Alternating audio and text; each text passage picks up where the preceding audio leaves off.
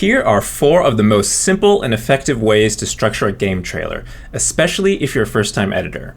But to be honest, I've seen trailers for big budget games which don't even have this much structure. Also, hi, my name is Derek Lieu. I've made game trailers for over 5 years now. I've worked on games such as Firewatch, Subnautica, Spelunky 2, Ooblets, Dead Cells, and lots more. Creating the basic structure of a game trailer can be daunting, especially if you've never done any video editing. So I'm going to share 4 basic outlines to help you get started. But before that, my first tip is to think of your trailer like a stand-up comedy act. A comic needs to open with one of their best jokes to earn goodwill with the audience, and they need to finish with their best material to leave them with a good feeling at the end. So don't start with your most vanilla footage. Start with 1 or 2 really exciting ones, then reset and build back up to a big finish. First trailer structure you might try is what I'm going to call tell, show, repeat. For this format, you use title cards and or narration which describe a thing and then show the thing. For example,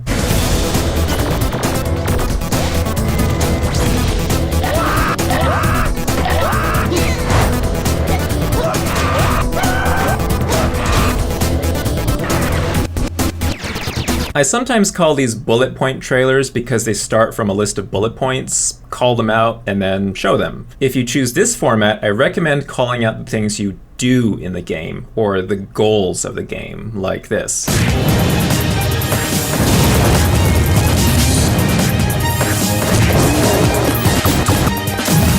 Don't call out raw features like how many levels or boss battles there are, because those are pretty boring selling features and won't differentiate your game. And don't forget to sandwich this bullet point section between an exciting opening and closing. Next up is to try making a music video montage. This is simply taking fun gameplay and cutting it to the beat of the music.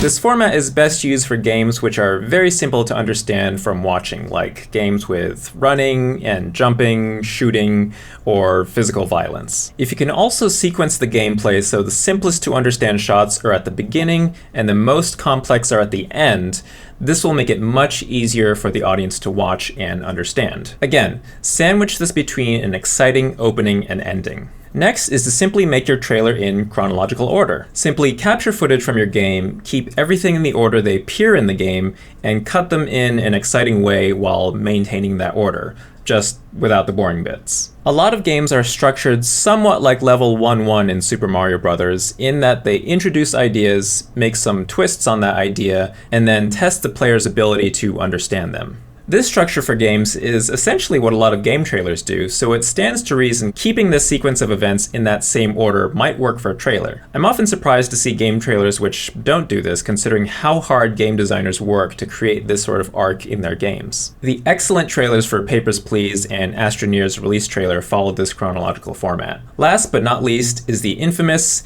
In a World. But no, seriously, for a story trailer, this is about as dead simple as you can get. Story trailers are probably the most difficult to execute of the formats in this list, but an In a World style voiceover can be a crutch to lean on. The voiceover simply needs to say, in this order, 1, this is the world, or the premise. In the year 2004, time travel is a reality. 2, this is the person in that world. How you doing, partner? Ex-partner. Let me go, Max. I'm not hurting anybody.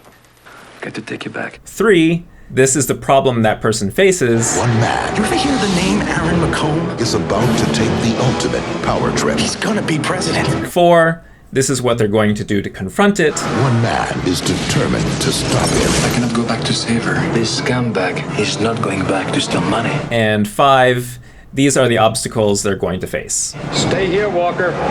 My future, you're dead. I think you planned too far ahead. That's what nearly all story trailers do. Some of them skip over the world part and stick with the characters, and a lot of teasers stop at what the problem the character faced is because the premise is often interesting enough to tease the audience. My last tip is to make sure the gameplay capture is clear. That can mean having no UI or HUD elements, or just composing shots to limit the number of things on screen at any given time. Retention of knowledge is far more important than the quantity of content. And remember, start with an exciting and hooky intro, whether it's via the art, animation, music, voiceover, game mechanics, or something else. Given how hard it is to gain and hold someone's attention, the first few seconds can't waste any time hooking the audience. These trailer structures are all very simple, but that doesn't make them bad. I still cut trailers using a mix of these formats, and the only advanced thing I think I do now is play with the pacing and mix the formats. A logical order is often best because it makes the information easy to consume. If you've ever watched a trailer with little to no rhyme or reason to the order of the clips, especially with dialogue, it can become an incoherent mess. So good luck and have fun! If you want more game trailer making tips like this, I send them out every Sunday via my mailing list, which you can subscribe to at GameTrailerTips.com. Thanks as always to my top Patreon supporters who help me make more videos like this.